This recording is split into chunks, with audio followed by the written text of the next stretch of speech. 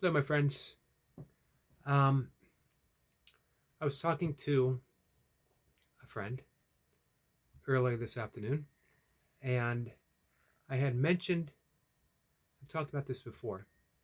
It's becoming more and more clear to me um, each day, really, that my path, my, let's call it spiritual path, um, for lack of a better term, life path, Dharma, where I am right now, is all about invitations. Declining, mostly, declining invitations that the world will continuously offer you an invitation to join in the illusion, using language from A Course in Miracles. We will be asked to join in the illusion of hatred, the illusion that forgiveness is impossible, the illusion of warring political parties, the illusion of um, we can't do anything about crime, about international warfare, about feeding hungry children. Uh, I've been reading quotes, different sources, but they all say the same thing. Uh, why? Why does God allow starving children? And the answer is God doesn't. We do. We allow starving children. We have all the resources provided by the universe, provided by God, to feed every starving child in the world. But we have been invited into the belief, the false belief, as it were, that it can't be done. Logistics are just impossible. We got to take care of our people at home, this and that, blah, blah, blah. Um, but we say, why does God allow it? And we can do something about it. And it's the same with everything. But we keep getting these invitations to maintain the status quo. And as soon as you attempt to step out of it, you get more invitations. However, there's another invitation, and it is the invitation to reality. It's the invitation to love. Both are sent every day, moment by moment by moment. I'm not sure how I feel about choice. If you've been meditating for a while, and if you've touched base with any of the current neuroscience, if you've read some specific Buddhist texts, some Buddhist teachers, um, you realize the inherent emptiness of a self.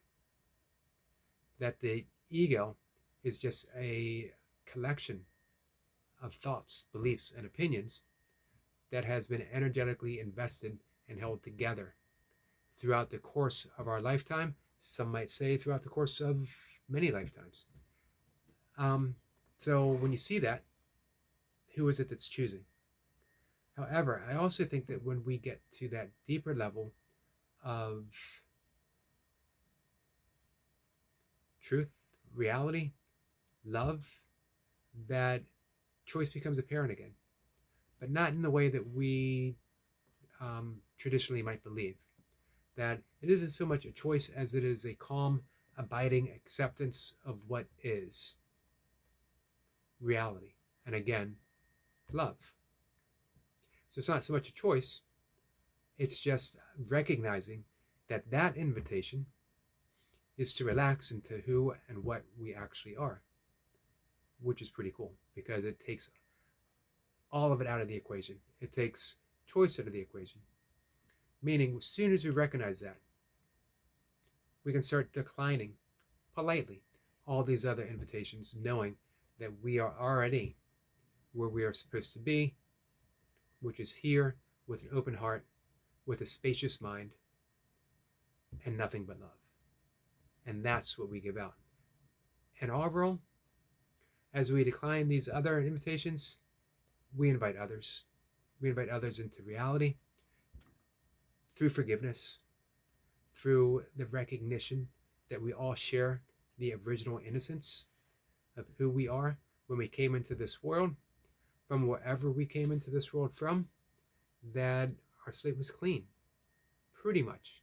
If you go with the yogic tradition, we have these patterns, samskaras, mental imprints that might carry over from birth to birth, birth to rebirth, and so on. But they don't have to. They can end right now, and they end through practice of yoga, the practice of meditation, and most importantly, and most simply, if you don't do yoga, if you don't meditate, if you don't do breath work, all of which are helpful, but even if you don't, if you just practice forgiveness, true forgiveness, which again isn't saying, I forgive you. There is no I in this formula. There is simply forgiveness. Forgiveness. Recognizing.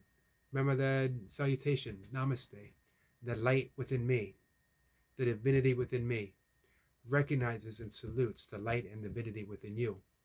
That's forgiveness. On this level, on the surface level, on the level of invitations, you've really screwed up quite a bit. You made some mistakes. You have done things that might seem unforgivable, but that's not who you are. That's the samskaras, those mental imprints that you've been acting out for years and years and years, and maybe lifetimes. It's time to let them go. If you've been doing that, everyone else has too. Don't you think it's time to forgive? Don't you think it's time just to let that stuff go?